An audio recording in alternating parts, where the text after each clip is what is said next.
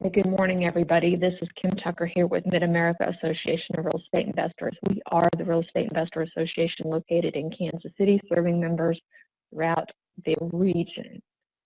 We had a question posed to us on our Facebook group a couple of weeks ago by a new member wanting to know what was appropriate and what was not so appropriate when it comes to private money and making posts on the Facebook group. And I have had some training on private money. I use it myself, but by far I'm not the expert. I just know that when I see posts on Facebook about private money, I cringe because I really don't know that those are quite appropriate. And so I reached out to a few of the people I know. I went through Facebook and said, hey, what can we and can't we post? And today's guest reached out and said, hey, I have the answers to that, but putting it on Facebook in a comment is not going to do it. We need to do a webinar. So we worked everything out, and we are here today. Today's guest is Alan Cowgill. He is probably one of the best trainers I know out there teaching private money for real estate investors. He can teach you what the concept is, how to go about finding the private lenders, how to go about putting the deals together, getting the paperwork done. And as he's been teaching, I think the first time I saw him speak was in Vegas in about 2004, 2005, I'm not sure. But over that, since then, he's also spent countless dollars and hours and time with attorneys making sure that what he's teaching is correct. And one of the pieces of his teaching is the advertising piece, what you can do in advertising and what you can't. So he is, I'm going to say, probably one of the best experts to have today on today's PartnerCast. So if everybody would please welcome Alan Cowgill to the call. And Alan, if you would tell us a little bit about yourself, we'll turn it over to you. Well, hi everybody. I'm tickled that you're on this. It's so important in real estate to get a foundation of education on all areas, and this is so critical to folks on how to do things right so they don't stub their toe out there. And what happened to me is when I got started, I heard this thing about hard money lenders and private lenders, and I thought they were the same. And after a while, I had it untangled. I realized that hard money lenders set some rules that would cost me a lot of money, but with a private lender, I got to set the rules, the finances, the funding rules. And what that did was it allowed me to go back and tell my mom that she could loan me money, and she'd been putting her money on a bank CD and getting a paltry low rate of return. And I said, look, Mom, I'll pay you 3, 4, 5 times what you're getting on a bank CD. I'll give you a mortgage, a promissory note, housing insurance, and lender title insurance. And Mom jumped for joy and started to loan me money. Well, along the way, I started to teach, and I wanted to make sure that I got the rules right. So I hired an SEC attorney, and from feedback I was getting from other folks that, in fact, actually another national speaker, it's the Wild West out there, you can go do what you want. But when the attorney got done, I started him out in my state and went all across the United States and Canada. When he got done, a couple things. One is he said that there are rules and here they are, and he handed me the rules. And the other thing, he said, I want to thank you. He said, I'm moving into my new house and you just bought it. And so I paid him that much money and more to get the rules. So that's how I got started with this. And let me go ahead and start going through the slides here and let you know what you can and can't do when it comes to private money. And that's just what I said there. I hired an SEC attorney. Way I look at this is just like a sporting event. In high school, I was the offensive and defensive guard. And what the coach did when I went out was he would hand me a rule book, or I'm sorry, he would teach me the fundamentals. He would teach me the stance and how to block and how to tackle. What he also did was hand me that rule book. And that rule book said, if you're carrying the ball and you go 10 yards, you get a first down. If you're carrying the ball and go across the goal line, you get a touchdown. Well, borrowing money from private lenders is just like any sporting event. You got fundamentals and you got rules. And so what I'm going to take you through now is the rules. And normally I only teach this at my live event, but Kim's a friend and we've known each other a lot of years. And so I'm tickled to do this. Just so you know, I'm not giving legal advice. I'm not an attorney. I got information from an SEC attorney. And I can teach, and that's what I'm going to do. I found it's not the Wild West when borrowing money. The promissory note is considered a security, and therefore it falls underneath the realm of the SEC, and they get to set the rules. What I found is the rules are easy to follow if real estate investors just knew the rules. But as I go all over the nation, I find out that over 90% of the real estate investors I meet have no clue what the SEC requires because nobody else is teaching at this level. And because of that SEC attorney, I not only know the federal rules, I also can teach in each individual state. So there's the federal SEC, and that's probably the one you're most knowledgeable of if you know about it. They control commerce across state lines. And then each state has their own division, the SEC, which controls the commerce within the state borders. So I'm in Ohio, and so we've got the Ohio division of the SEC. Now, what I found, what the attorney found, was there's 5 SEC areas that are controlled in every single state. So in your state, they will have these 5 areas that the SEC in your state, the division of the SEC, has set up, which means that they all got together and they agreed that these 5 areas were critical to how they wanted to manage this, the do's and the don'ts, the compliance rules with private money. On advertising, there's times you can advertise and times you cannot advertise. So if you're going out asking your family and friends for money or mailing them letters or postcards, asking them to loan you money, there's no problem with that. But if you approach strangers, then the SEC wants to be notified. Your state SEC will want a form and maybe a small fee, and then you can go advertise. The second item is pooling. What's pooling for some of you who don't know? That would be putting 2 or more private lenders on the same promissory note. If you do that, that's considered pooling money. Now, what I like to do is I just have my lenders in first position or second position on a property, and the person with the bigger chunk of money gets the first position, and the second chunk of money get the second position. They each have their own mortgages and promissory notes.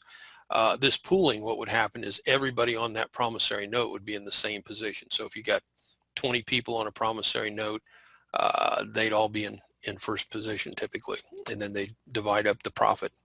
And here again, it's just like advertising, exactly the same, in that there's times you can pool and times you cannot pool. And in order to be able to pool, you have to fill out a piece of paper and maybe pay a fee. So in Ohio here, in the form to advertise, there's a little box, and you check that, and at that box it says, do you want to pool? And if you check that, then you can pool. Commissions. Well, that is where you would want somebody to find you a private lender, and if they do find you a private lender, then you would pay them a percentage of what the money is. Well, there was this dude called Charles Ponzi back in the 1920s. Maybe you've heard of Charles. Heard you laugh, Kim. Yeah, he was over in Italy and came over here, and he realized in Italy they sold what was called coupons. It's actually stamps to mail things. Over there at a low amount, and over here they were higher. And so his investment plan was to borrow money so he could buy those in Italy and then sell them over here and make money on the spread. The problem of it is he was broke. So he went out and he asked people that he knew to loan him money. And in February of 1920, he had $56,000 in today's money. To do that, by the end of July, he had millions and millions of dollars. The problem of it is he never bought the stamps. He just took people's money, and he got caught and went to prison, and that was the end of him. But when the SEC came around in 1933 and looked back at 1920, they said, we're not going to let folks in borrowing private money pay commissions, except the states have the right to do it if they want to. And so there's 3 states that do that: Texas, I believe it's South Dakota, and Minnesota. The last 2 items on there, the lenders and the dollars, are thresholds. Every state has a number of lenders that you can have in normally 12 months. My state's 16, but the rest of them are 12. And number of dollars, and typically that's $1 million that you can borrow in a year. And 2 states are $500,000, which is Indiana I believe New Hampshire. Now, on the number of lenders, the lowest number is New Hampshire at 4. The highest number is 40 with New York. Most states are in there at 15 to 25, which is a good amount of lenders. Okay. All right. So that is what each state does, and you just need to know what's allowed within your state. But what we're talking about is advertising. So you can advertise in your state as long as you follow the rules. So those are state-specific programs. That means that each state has the same 5 in the individual states, and they can adjust the rules for their state like I described. There's also federal programs, and just so you know, a federal program will override any state program. So let's key on what Kim asked me to talk about, which is advertising, and I'm going to cover the do's and don'ts. You cannot advertise to strangers unless you ask for permission. When I say ask for permission, that means fill out a form per the SEC and maybe pay a fee. And you do that by filling out a form and maybe pay the fee and submit it to the SEC. But I want to caution you on this. I want you to work through an SEC attorney. Why? I'll explain that on the next slide. So never do it without an SEC attorney. You go through an SEC attorney because they typically want a couple extra documentations. For an example, they will want you to include with the form that you fill out, they will include a document called a disclosure document. I'll talk about that more in just a second. They will ask for a consent to service. What's that? It's very simple. It's just saying if somebody sues you, where do they send the paperwork? Well, you hire some attorney to be the person that gets your consent to service form. And it's a very simple, like it's a half-page form. And some states might want a clause added to the disclosure statement. For an example, like you can't resell, or your lender can't resell the promissory note. They might want something like that. So you need to know what that is within your state. So what the heck is a disclosure statement? Why should you have one? Well, the SEC wants you to have one. So you can hand it out to lenders. You'll be asked when you turn in this paperwork that I'm talking about, so you can advertise. And it tells the lender who you are, what you use the money for, and how you're going to pay them back. And I personally believe it's important to us as real estate investors as it is for the lender, because if I tell Kim I pay 7% and she goes away thinking I pay 9, and I don't give her a document to let her know that I really pay 7, well, you know, that is we could get crossways, and I want to have a meeting of the mind. And so when I give her that document, she can read it and see exactly what my program is.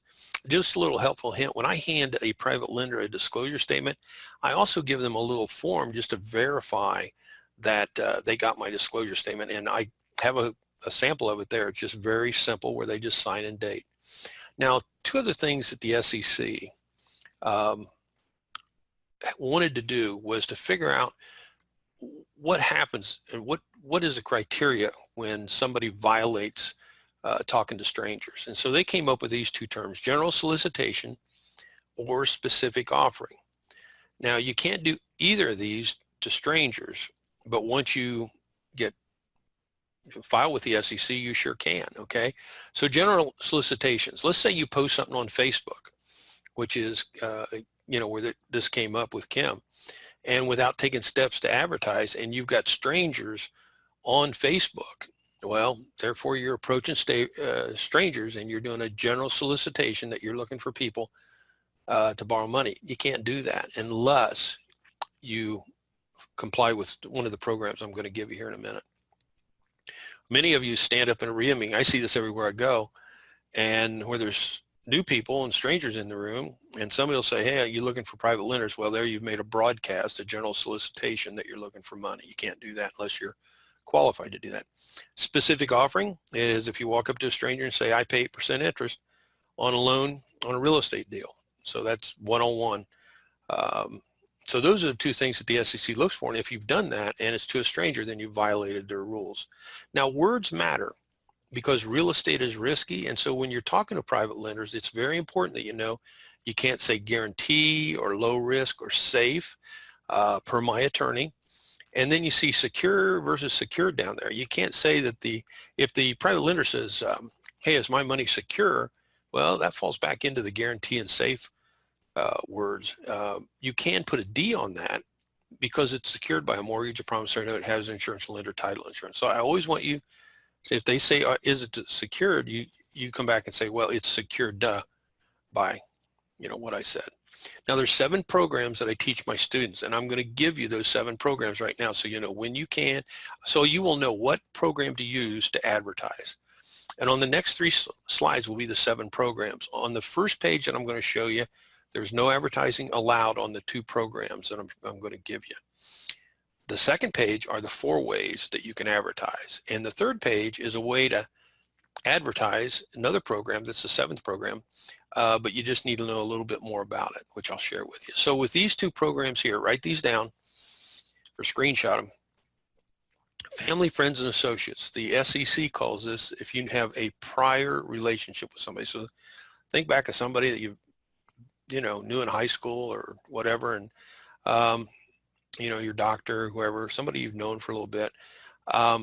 Family, friends, and associates, you can borrow money from them tonight.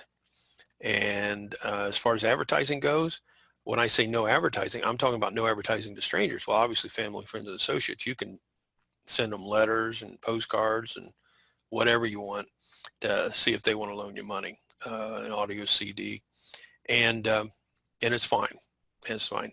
Now, as a caveat on that, there are 13 states that you need to fill out a piece of paperwork and turn it in, so the SEC knows that you're going to borrow from family, friends, associates. And then once you do that, you can do the same as all the other 37 states. So family, friends, and associates, you can borrow money from in many, many states instantly, and then some of you just got to fill out a piece of paperwork, and then you're off to the races. That is my favorite way to go. At my live event, we raise multi-millions of dollars in the first 24 hours doing this alone. Think about that. In fact, in my events, we've raised over $500 million over the life of my event doing just this, family, friends, associates. So that's where I would start. Now on advertising, there's a federal regulation. If you see Reg D, that's federal government, and that trumps the state programs. And so 506 Reg D, Rule B, you want to make sure you got Rule B on that. You cannot advertise with that. And you can go out and raise millions of dollars with that. You can cross state lines. You can pool. The Reg D here is the big hammer where you can amass millions and millions and millions of dollars. The problem of it is with this particular rule, you cannot advertise. You just want to know that. There's another rule on this where you can have 35 non-accredited investors and the rest need to be accredited. And I'm going to talk about what accredited is here in just a second if you don't know. But those are the two right there where you can't advertise to strangers, family, friends, associates, you can. Now here's the 4. These are the ones you guys are looking for. In 44 states, they have a form that is called a small company offering registration. And I abbreviate that as SCOR, S-C-O-R. That is the one that my students use to advertise. So if you want to advertise within your state, now the property and the lender is within your state, within the boundaries. So if all the people on Facebook are not within your state, then you can't use this one. I'll show you the ones you can. But in this particular case, you can advertise. This is a great one. And this is the one that the states want you to use. Now in the other states, the other 6 states that don't have this, my understanding from my attorney is they'll have another form, not called a SCOR, that you can't use. So you can't advertise. So you could advertise in every single state using this or something similar to this. So that would be a great one for you to go. The second one is called the Model Accredited Investor Exemption Form. It's done allowed in 40 states, and it's called MAIE for short. And this one, you can borrow money from people that are considered to be an accredited investor. Now, what is an accredited investor? It's somebody that's worth $1 million or they make $200,000 a year. You can use this program and advertise to get accredited investors. And the reason this is important is because the SEC makes it very, very easy for us to use accredited investor because they figure that they're skilled lenders, skilled investors. So if you want to do both of these, where you're only working with accredited in one program, and then you're also working with anybody that walks the street in your state on the small company offering, you just form two companies. And then you could raise $1 million in each one of those. Remember, we got that $1 million limit by state. Let's go to the third one, California loophole. I love this one. This name I made up. And the reason I made it up is because the real name is 14 words long, and I didn't want to stand in front of my students stating that 14 words. So I call it California loophole. Loophole sounds a little slimy. It's not. It's a great program. In fact, I thought about changing the name after a while, but it's stuck. Let me tell you about the California loophole. First off, you could raise $5 million year after year after year. So $5 million first year, a second $5 million the second year, so you're up to 10. You only have to fill out a 2-page form, pay $700, and you can start borrowing money from people that live in California, use it in your state. You can pool the money. I've got students in Canada, across the United States, and some student on an island off of Argentina, to where using the California loophole. So it's a great way to go, and you can advertise, and it's very cheap way to go to see if you can get people to loan you money out of California. The last item is a Reg D again. Remember the other 506 Reg D Rule B? Now we're at the Rule C. This is the big hammer. This is where you can raise multi-millions of dollars. You can advertise, you can pool money across state lines. The one thing you need to know is with the Rule C, you can only have accredited investors in this, only have accredited investors. So those are the 4 that you can advertise with. And so if you want to go advertise, here you go. So the first 2 are state specific. The California loophole is specific to California, but there's a very simple way where you can use it in your state. And then the last one is the big hammer, if you want to do that one. The last one I want to talk about, 504 Reg D. Here's another federal one. This is the one that my attorney encourages everybody to use to cross state lines, 504 Reg D. It's free. And the thing with the 504 as it stands alone is you can borrow money from private lenders, you can pool money, you can cross state lines, but you can't advertise unless you partner up with another program like the SCOR that is allowed advertising. And so you just have both. In fact, you can even advertise in states that have some restrictions on it. And so the SCOR partnered up with the 504. Now here's the key thing. The 504 was for $1 million here a while back, and recently they've upgraded it to $5 million. So this is a great one. Now it's $5 million, and it's simple. The form is free, but you have to have a secondary form. The thing about the SCOR is it is a disclosure statement. Remember I talked about a disclosure statement a little while ago? The one I use is 9 pages long, but the SCOR is also a disclosure statement, and that's just where you answer a bunch of questions and turn it in, and then once they agree that you've done what you should have done, dotted all the I's and crossed all the T's, then you can advertise within your state. And if you want to cross state lines, then you would use the 504 to partner up with that. And let's say your state, you can raise $1 million. Well, you partner up with a 504, bingo, you're at 5 million. So that one's really exciting. To help my students untangle all of this, I created a matrix that when you answer 3 simple questions, you will be directed to a program or programs. Remember, there's 7 programs that you're allowed to use to be in compliance with the SEC. So what am I telling you here?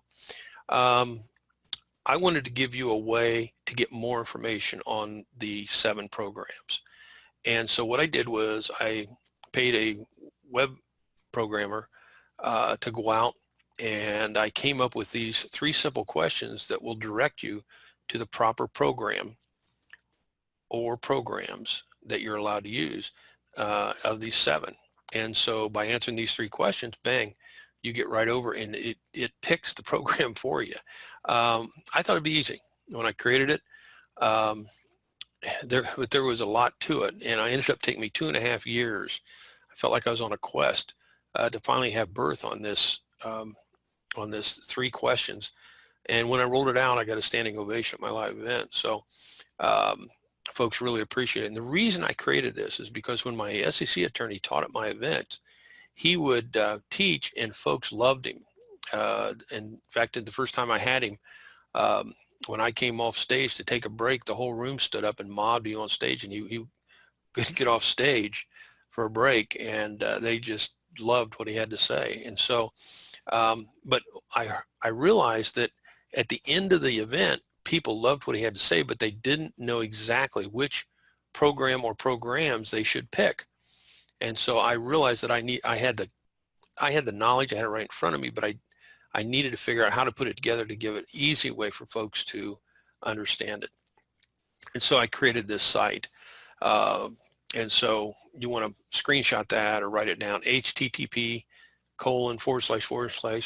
bit.ly, bit.ly, don't forget that dot, / Allen SEC, and it will zip you to a page to where it'll ask for your email, and then it'll ask you it'll take you to the page where you answer the questions and pick what you want, like, do you want to advertise or don't you want to advertise? Do you want to cross state lines or don't you want to cross state lines? Do you want to raise $1 million? Do you want to raise $5 million? Do you want to go above $5 million? And you answer those questions, and it will zip you right over to the program that you're allowed. So one last note is the 504 Reg D is being updated on that site, and it should be done within 24 hours. So anyhow, Kim, I got everything covered here, and I just Can we ask a couple questions? Yeah, you can ask whatever you want. I don't care. I have a couple questions. When you were talking about pooling at the very beginning, I know a lot of my IRA experts tell us that if you wanted to lend money out of your IRA, that you could pool 2 IRAs together on the same loan documents to lend money. But that sounds like that might be violating an SEC rule. Is that? I would follow whatever the IRA company says, whatever their guidelines are, you know, because they got federal guidelines too. So whatever they allow, then I would go do what you want to do with your business in concert with what they teach. Okay. And the other question was, you said something about each state allows you to have up to $1 million borrowed per year. Is that in total for the year, or at any one given time you could have $1,000 out or $1 million borrowed? Yeah, I get that question a lot. If you would look at it like promissory notes, if you take all your promissory notes over a year, what do they add up to? And when you hit $1 million, you need to stop. Now, there's a couple states you can go a little over. Other states they don't want you to go $1 over $1 million. So, but if you look at it rather than lenders, if you look at it like your promissory notes, you add them up. Now, if you need more than $1 million, you can go to the California loophole. You could have, like I said before, 2 entities, and each one of those could raise $1 million and go from there. But yes, that's a great question. I'm glad you brought it up. I should have said something sooner, actually. Okay, and for those people that are just bound and determined they're going to post something on Facebook, really and truly anything about I want to borrow private money unless you filed with the SEC is a no-no. But is there anything they could post on Facebook? Like talking about, here's my latest deal and I paid my private lender this return. Is that wrong as well? Well, I'd be cautious of that. You know, Okay. I don't want people to get in trouble. And you know, when you say I got a deal, that's fine. When you go out and say I pay my private lender X, then that could be construed as asking for money. Okay, so even just doing a case study and stating that, oh, by the way, I paid a private lender this much, that would possibly be wrong as well. You know, I wouldn't go there. I would try to be in compliance with what the SEC wants. See, the thing of it is this, Kim, is the rules, once you understand them, they're very simple. You fill out a form and you pay a fee and you send it to the SEC through an SEC attorney, and they come back and they certify that they got it. They never okay anything. They just certify that they got it, and then you can go do what you want to do. And Okay. and you know, they set these programs up, and I'll tell you what, there's no perfect program. There's pros and cons in each one of those programs, and I think the SEC did that on purpose, but there's pros and cons on each one, but you just need to pick the one that you're comfortable with, and you could start out with like a California loophole and go the cheapest way for a while, and then come back and, or a SCOR. The thing about the SCOR is you got to fill out a pretty healthy questionnaire, but I would just do it safe. And, I spent a lot of time and effort and a lot of my life getting this information from an SEC attorney so that I could keep people safe. And like I said, there's nobody else out in the nation that's teaching state by state. And I was very, very fortunate that early on I could do that. And so I realized once he was done that these 5 programs that I talked about, the 5 rules are the same in every state as far as the rules are. And then but they got different variations. Like I said, $1 million in most states and $500,000 in a couple states. And then those all feed into the 7 programs over there. And on those 7 programs that the SEC allows, that's it. That's it. Okay. And I would take those 4, and actually there's a 5th one with the 504. And out of those 5 programs, figure out which one you're comfortable with and use it, and start down the path right now using that so you can go ask people for money and be able to sleep at night. I think that's the bottom line. We had one more question that kind of puts the shoe on the other foot. What if the lender is out there advertising publicly on Facebook? Can then you contact them as a borrower and start a conversation, probably a private conversation? But if they're advertising as a private lender, can the private lender themselves advertise that they're a private lender? Well, yes. To my knowledge, they don't have any restrictions. They want to loan money, they can go out and tell people. The onus is back on us as real estate investors, is if we cross the line or not. And so I would be cautious of some of them people, because some of them people are not private lenders. Some of those people are hard money lenders. And some of them are just scammers. So somebody advertising they're a private lender on Facebook kind of scares me, as like, are they a legitimate private lender, or are they somebody in some foreign country trying to take your money? Right. The interesting thing to me is one of there was a site that popped up, and I had one of my students, they approached them to find out if they could hook up with one of the private lenders, and then they ask about, because they'd been to my event, they ask about the rules, and that site said, go talk to this attorney. Well, it happened to be my attorney. They'd hooked him up with my attorney that I had get all this research done on. So I would be extremely cautious on this, because number one, many times when they call themselves private lenders, and this will happen in your RIA groups mostly, they'll call themselves, if you want private money, you come to them, but they're actually a hard money lender. Now, what's that mean? Right. Well, it means they're going to charge 5 points on $100,000. That's $5,000 coming out of your pocket that you have to put in on the day you get the loan. They charge 5 points. They charge 15%, I should have said, 15% of the loan, which comes out of your pocket. 5 points comes off the top, which is a percent of the deal. And then they have a thing at the end that if you sell early, you get you get a penalty on that too. So, and if you go over, then they keep you out there for 12 months, let's say. Well, after that, they could come back and take the property. So, right. Private lenders are a lot easier to work with. And so, and they don't set the rules. When I went back, every single lender that I've ever had, I set the rules 100%.